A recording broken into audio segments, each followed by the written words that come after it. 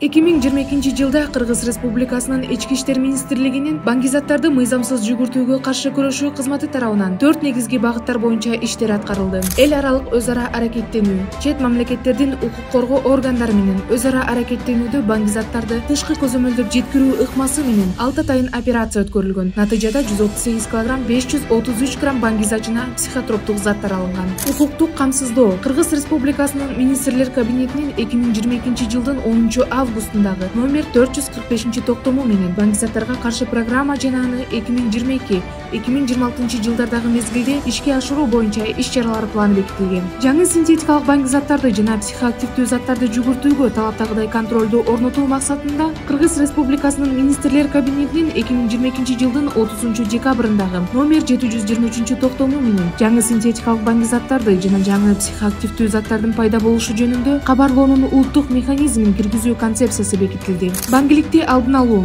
300 миңден ашык жарандарды камтуу менен 200дөн ашуун баңгизаттарды алдын алуу иш-чаралары өткөрүлгөн.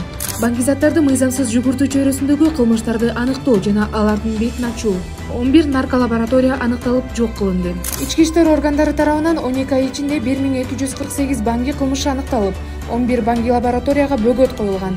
Мыйзамсыз жүгүртүүдөн 6 тонна 852 кг 879 грамм баңги каражаттары, психотроптук заттар жана прекурсорлор алынган.